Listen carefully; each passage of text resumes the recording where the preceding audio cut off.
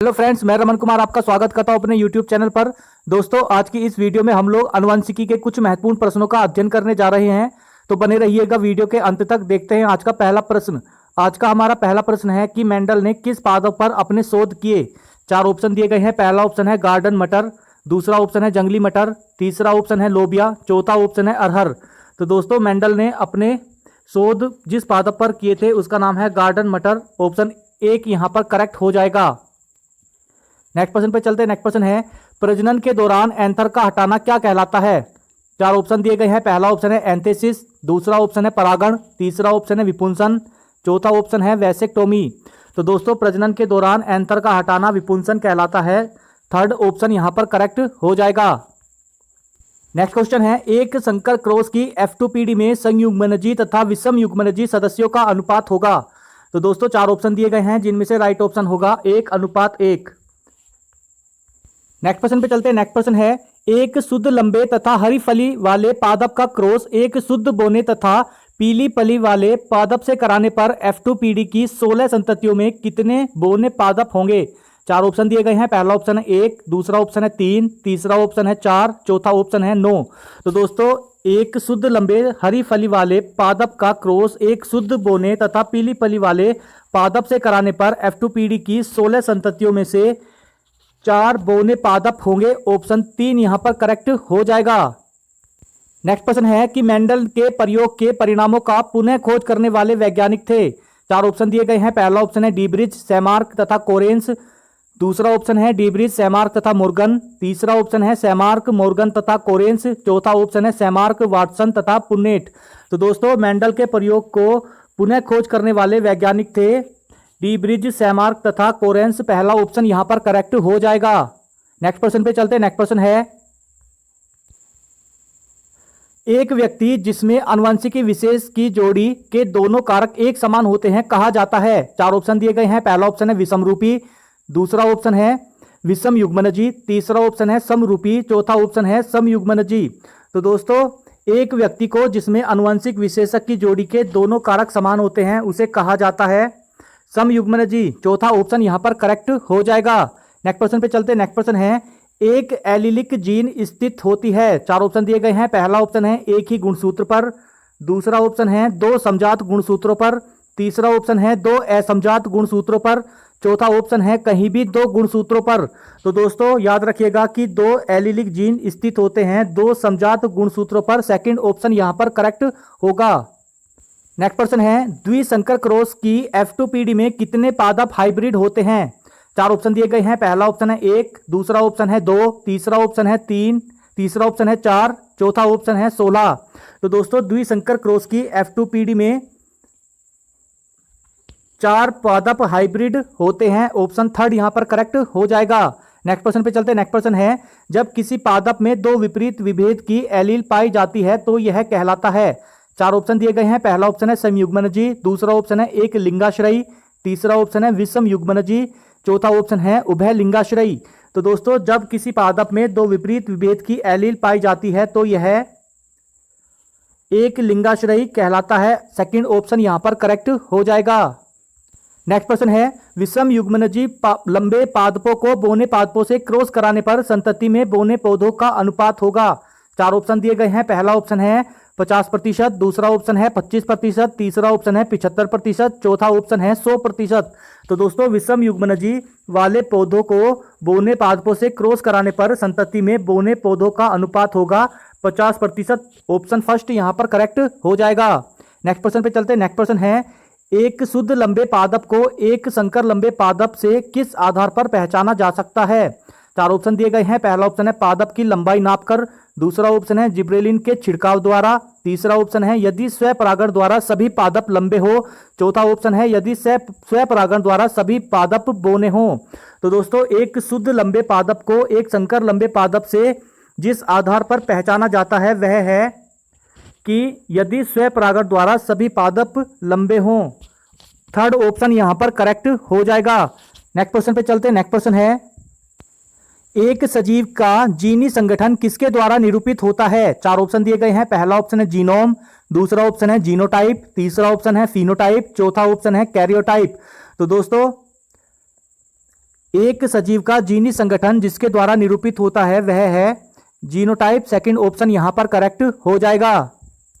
Next question है किसमें युग्मित जीन नहीं होती? चार ऑप्शन दिए गए हैं। पहला ऑप्शन है जाइगोट, दूसरा ऑप्शन है कायिक कोशिका, तीसरा ऑप्शन है भ्रूण कोशिका, चौथा ऑप्शन है युग्मक।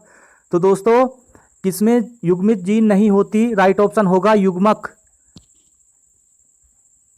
नेक्स्ट क्वेश्चन है लाइक ब्रिगेड लाइक जीवन का एक महत्वपूर्ण व सार्वभौमिक सिद्धांत है, इसका कारण है। चार ऑप्शन दिए गए हैं। पहला ऑप्शन है यूजेनिक्स, दूसरा ऑप्शन है वंशागति, तीसरा ऑप्शन है प्रभाविता, चौथा ऑप्शन है जीन विनिमय। तो दोस्तों लाइक ब्रिगेड लाइक जीवन का एक महत्वपूर्ण व सार्वभौमिक सिद्धांत है, इसका कारण होता है वंशागति। सेकंड ऑप्शन यहां पर करेक्ट होगा। नेक्स्ट क्वेश्चन है कि मेंडल के अनुसार निम्न में से कौन सा लक्षण प्रभावी होगा? चार ऑप्शन दिए गए हैं। पहला ऑप्शन है पुष्प की शीर्षस्थ स्थिति, दूसरा ऑप्शन है बीज कवच का हरा रंग, तीसरा ऑप्शन है झुर्रीदार बीज, चौथा ऑप्शन है फली का हरा रंग। तो दोस्तों मेंडल के अनुसार फली का हरा रंग लक्षण प्रभावी होता है। ऑप्शन 4 यहां पर करेक्ट हो जाएगा। नेक्स्ट क्वेश्चन है कि मेंडल द्वारा अध्ययन किए गए उद्यान मटर के निम्नलिखित लक्षणों में से कौन सा एक लक्षण अप्रभावी था?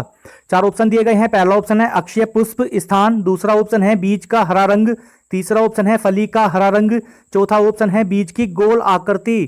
तो दोस्तों मेंडल द्वारा अध्ययन किए गए उद्यान मटर के निम्नलिखित लक्षणों में से वह लक्षण अप्रभावी था, वह होगा बीज का हरा रंग। ऑप्शन सेकंड यहां पर करेक्ट हो जाएगा। नेक्स्ट क्वेश्चन पे चलते हैं। नेक्स्ट क्वेश्चन है यदि एक हेटेरोजाइगस लंबे पादप का संकरण एक होमोजाइगस बोने पादप से कराया जाए तो कितने प्रतिशत बोने पादप प्राप्त होंगे?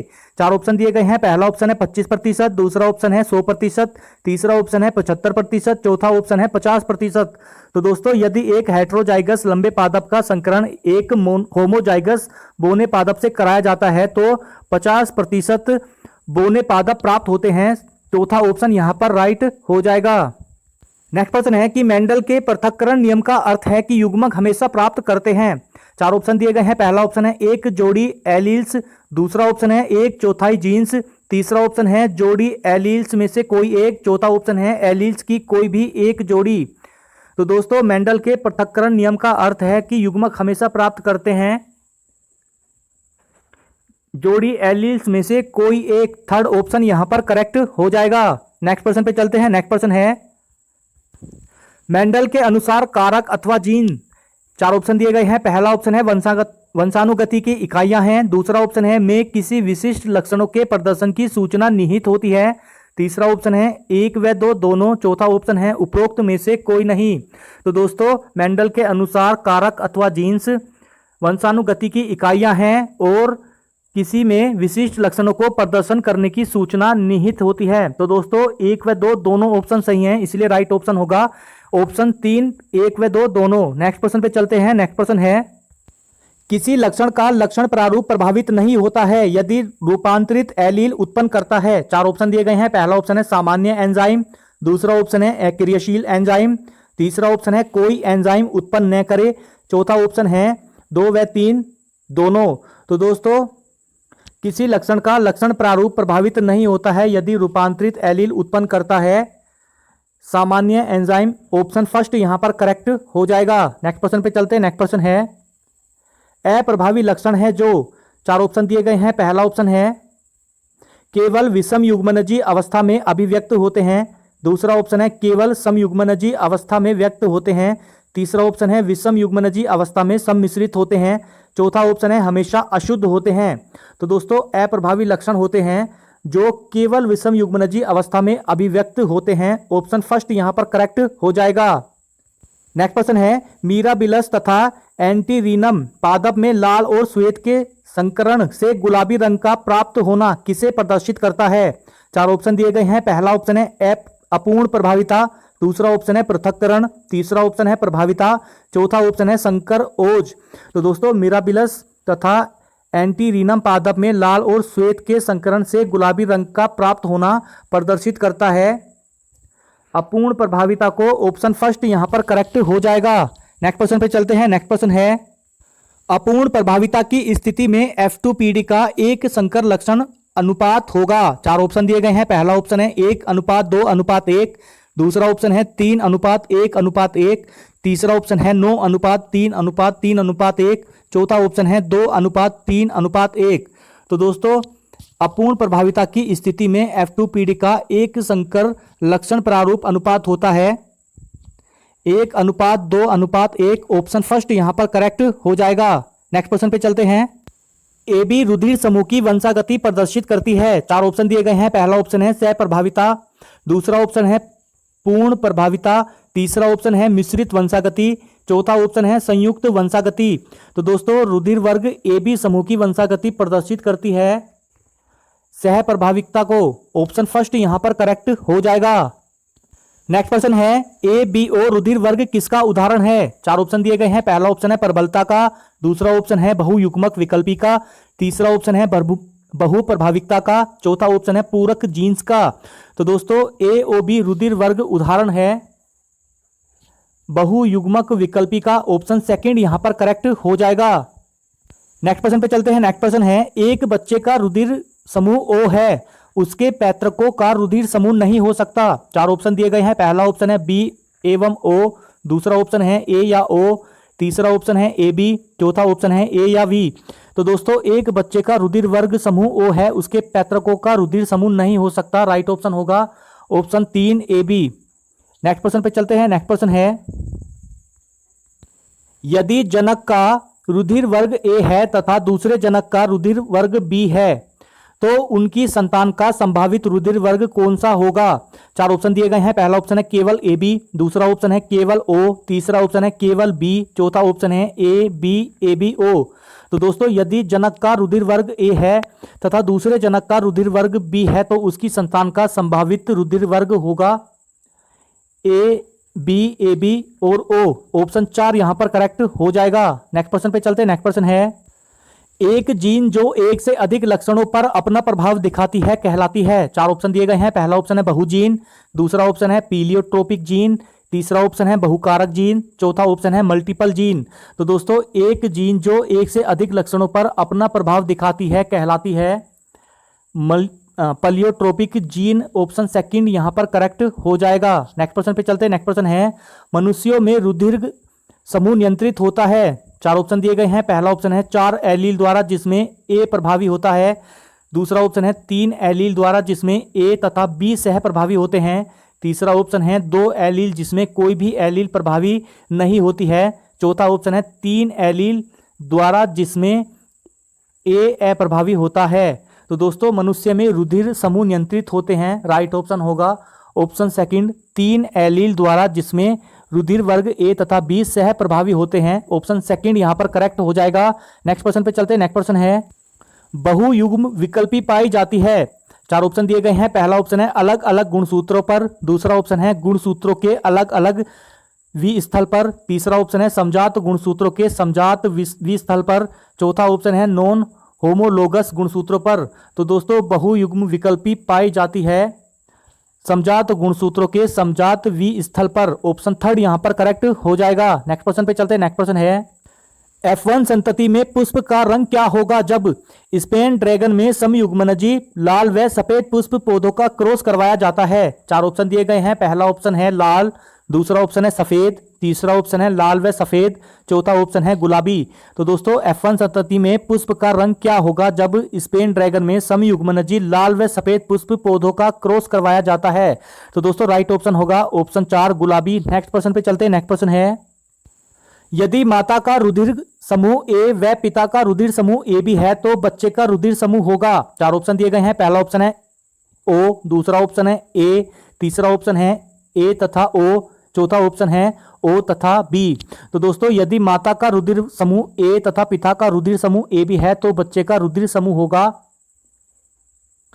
Option 2A।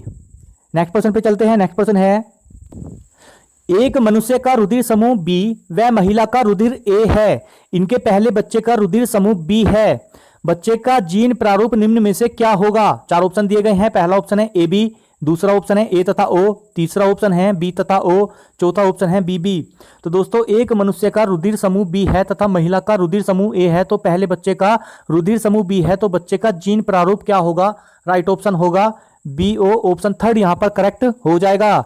नेक्स्ट प्रश्न पे चलते हैं। नेक्स्ट प्रश्न है, यदि माता का रुधिर समूह ए तथा पिता का रुधिर समूह ए बी है तो इनके बच्चे में निम्न में से कौन सा रुधिर समूह संभव हो नहीं है। 4 ऑप्शन दिए गए हैं। पहला ऑप्शन है ए, दूसरा ऑप्शन है बी, तीसरा ऑप्शन है ए बी, चौथा ऑप्शन है ओ।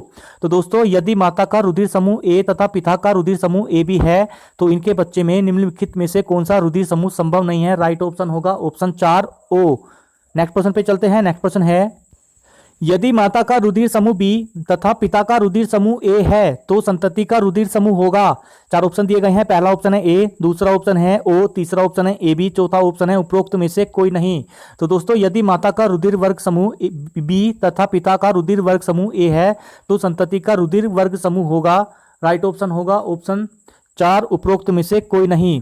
तो दोस्तों ये थी हमारी आज की वीडियो। आज की वीडियो आप लोगों को कैसी लगी नीचे कमेंट बॉक्स में अपनी राय जरूर दीजिएगा।